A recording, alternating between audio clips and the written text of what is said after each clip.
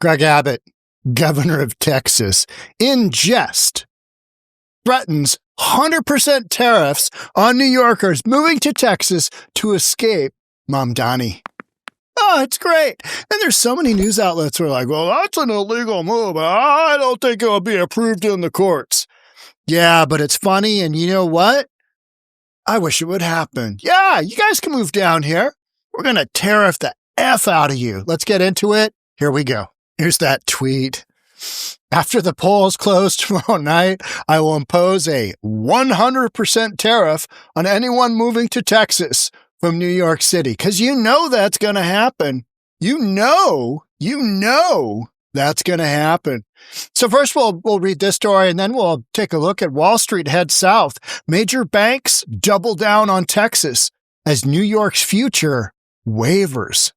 Man, the elections last night. I mean, most of that was not shocking, right? Most of that was not shocking. Wasn't shocking at all. It was like blue states voted for blue people, right? Sometimes they voted for communists over just typically bad Democrats. And, they're just further going that direction. I say vote in as many communists as you can. Because, that toilet swirling blue, it'll go just a little bit faster if that happens. I don't think mayor election here in Seattle, I don't think our communist, our socialist candidate is going to win.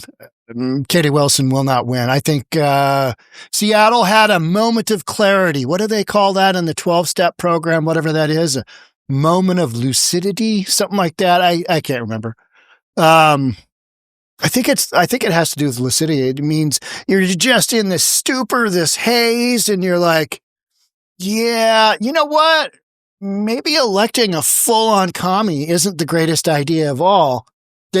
That candidate has zero experience about anything, let alone running a big city like Seattle with a $9 billion budget. Texas Governor Greg Abbott said he would place a 100% tariff on any New Yorker. Did he? I mean, come on. You got to know this is in jest, right? And it's pretty damn funny. It's pretty damn funny, in my opinion. Republican governor issued the threat on the eve of New York's major election Tuesday, in which Mr. Mamdani is the clear frontrunner. I mean, how you can think electing that loser is really going to change your lot in life? Oh, I get some free subway riding. Oh, and I get some discounted groceries at the grocery store that doesn't sell booze or lotto tickets. Perfect. All right. Yeah. All right. Yeah. Sign me up. One of the things that I found most interesting about all these elections is how many of the progressives, and progressives they're going to win the majority of elections here in Seattle, is how many of the progressives have this big thing about affordability.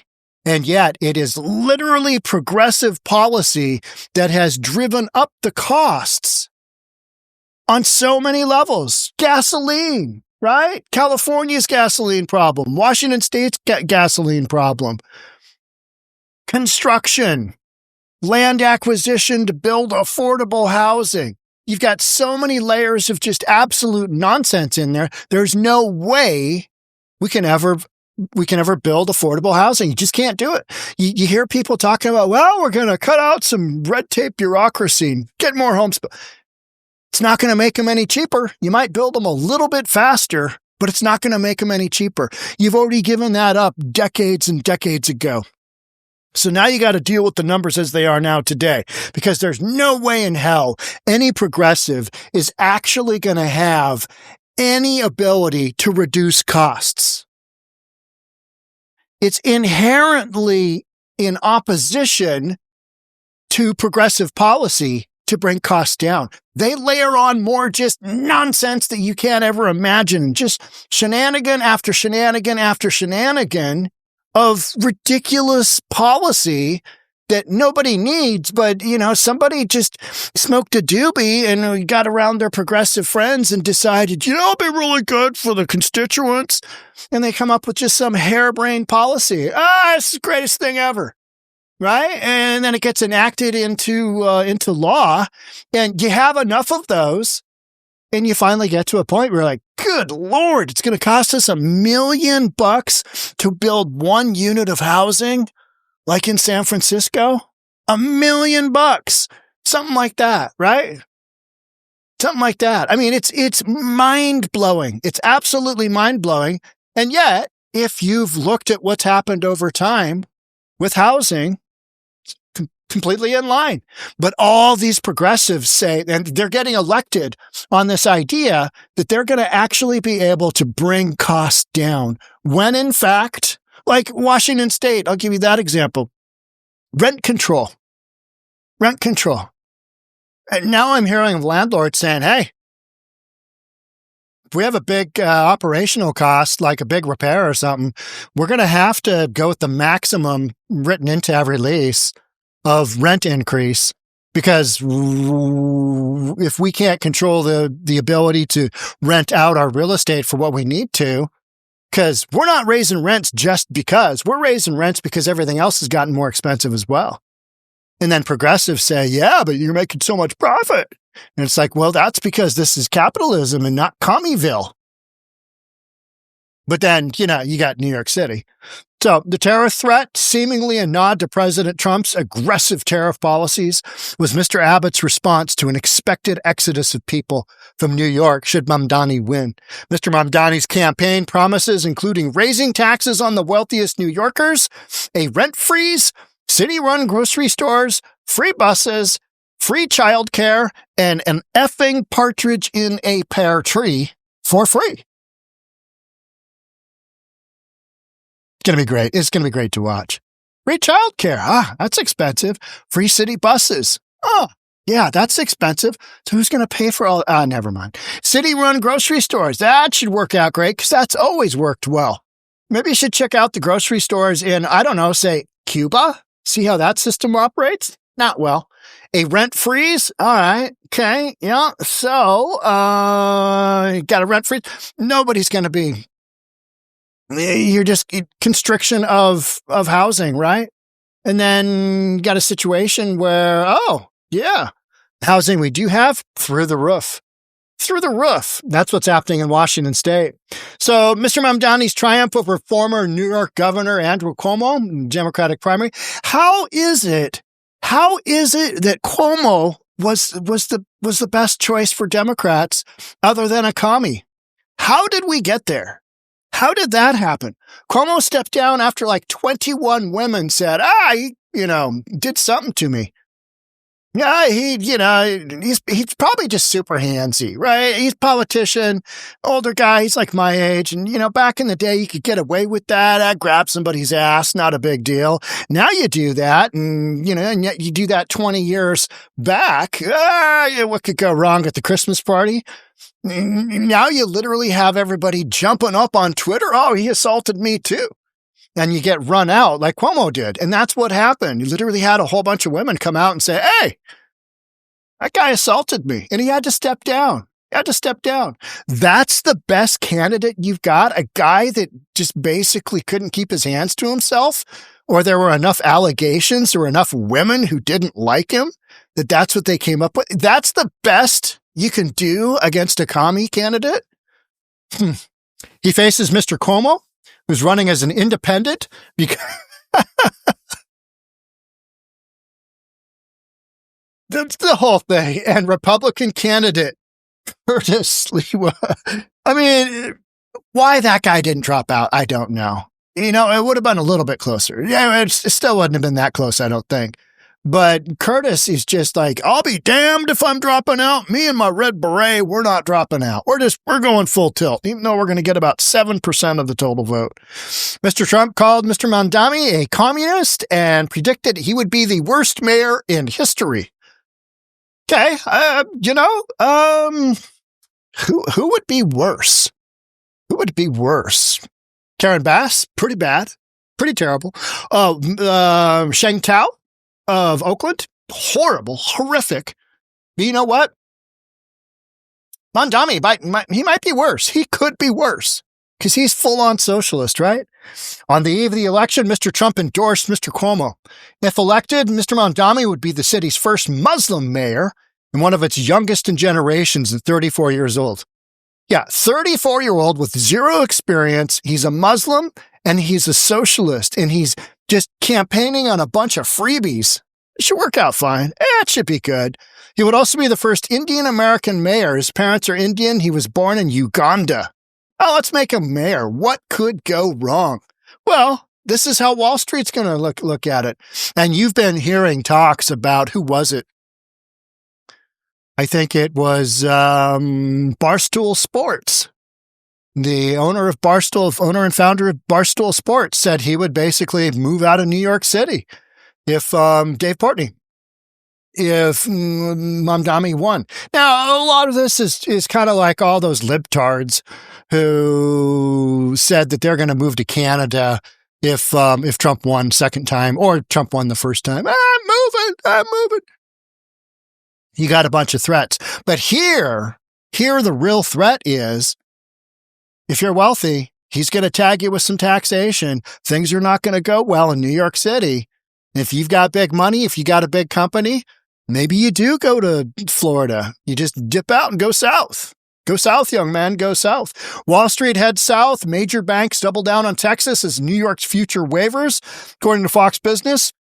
Over the last several years, some of the country's biggest financial institutions have been steadily shifting operations to the Lone Star State, drawn by its lower taxes, cheaper real estate, and lighter regulatory climate. They're just flat pro-business.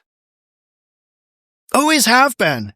And that's why they have cheap everything. Cheap gasoline, cheap housing. They don't have a bunch of ridiculous nonsense that just clutter up overregulation of everything. Because when Democrats get a hold of a state, they just regulate the F out of it because more government is better, of course.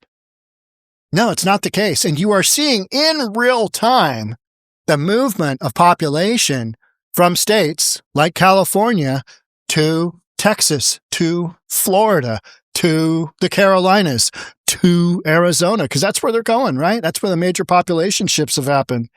What started as a pandemic-era migration away from New York and California is now solidified into long-term strategy. Because if you stay, you're going to get the absolute F taxed out of you, right? Just like here in Washington State, we're going to get an income tax one way or the other here in Washington State. Because as people leave, you've got these programs, these social programs that are ever expanding because you get more and more people on them, like the homeless. And then you got to tax those who are left more to make up for the difference. And every single one of these progressive states has projected massive budgetary deficits that they're going to have to make up somehow. How are they going to do it? They're going to tax the F out of big business. They're going to tax wealthy individuals. They're going to tax, businesses in general. Progressive taxes, right? Let's go. Brandon Johnson in Chicago always talks about progressive revenue because everything progressive is so much better. Well, how's that working out for the thousands and thousands of business that have left Illinois? How's that working out for Let's Go Brandon Johnson? Between Let's Go Brandon Johnson and Karen Bass of Los Angeles, they each of them has a look that's like, it's like part stupidity, it's part stupor. They're just like part confusion, just maybe a little constipated, and they just have this look where, you know what I mean? And when you see it, you just go, all right, okay, something bad's about to happen. Don't really know what, but they're going to do something. They're going to say something that just doesn't make any sense at all. And it's those ongoing shenanigans. These people that are just saying stuff that's like, what? You're doing what? The trend could accelerate even further, depending on the outcome of Tuesday's New York City mayoral election. A lot of this stuff I think is probably going to be overblown. But what isn't is the long-term trend away from states like California, away from states like Washington, away from states like Oregon. And I point that way because that's where Oregon is. It's down south. That way is south. That way is north, west, east. So now you know, right? I don't think you're going to have mass exodus, but you are going to have some businesses move. Because if you have the opportunity to have cheaper rent, if you have the opportunity, by rent, I mean office space, if you have the opportunity to move your business, or maybe your employees at the same salaries you have now can afford housing, like buying a house, what a novel concept. Like In-N-Out Burger, right? California. Just, hey, we're gonna move our headquarters to Tennessee because our folks can actually afford a house there. What a novel concept.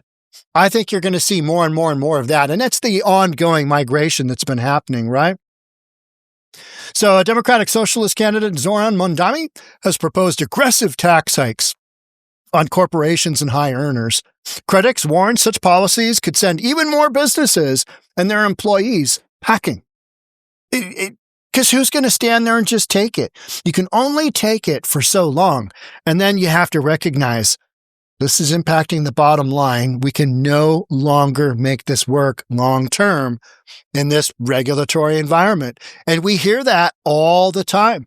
We heard Fred Meyer, Kroger, close down a grocery store in Lake City in Seattle for just a ton of it. Number one, it's in Seattle.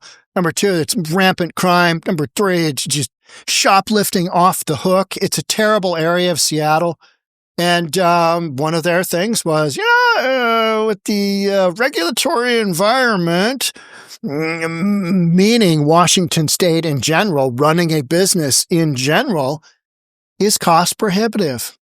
And if you're getting shoplifted blind, why would you stay there? You wouldn't. So you've got all these reasons for businesses to leave. You've got all these reasons for wealthy individuals to leave New York, go to Florida. Hey, it's warmer. Girls in bikinis, lower taxes, lower regulation. I mean, why wouldn't you go there, right? I threw the random girls in bikinis because this is that time of year. We're looking at the big dark here in Washington State. Just went, daylight savings time, and it's now darker an hour earlier. It gets dark like 4:00, and pretty soon we're going to be getting up in the morning. It's dark, going to bed. Been long dark. Got like 9 months of that. Got 9-10 months of that.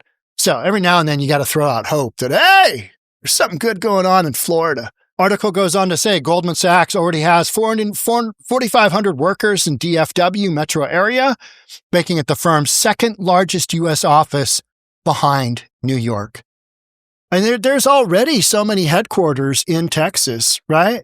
So many headquarters. Frito-Lay, JCPenney. I know those have been there. Is JCPenney still viable? Is that even really out there anymore? I don't even know. But so many big businesses will probably end up in Texas because it makes sense. What doesn't make sense? Socialism. Literally, I have this every day on my desk, and it's never been more. And you can get this in our merch section. Socialism works for those who don't. It's just so classic. I think about that all the time. It's so basic. Like there's no fat in that joke, right? Socialism works for those who don't. And you know what? New York City is going to have to find that out the hard way. But they elected him in. I say, get out the popcorn. Let's see how this goes. We're going to be in for a wild ride. We're going to have some podcasts here about Mamdani because there's no way this is going to go smoothly for him. It's just not. There's going to be all kinds of pushback, and we'll see what kind of nonsense he comes up with. 34 years old, running New York City. What could go wrong? Right? Make sure you're subscribed, hit that notification bell, share with friends and family. I'll see you on the next episode. Thanks again for joining. Bye for now.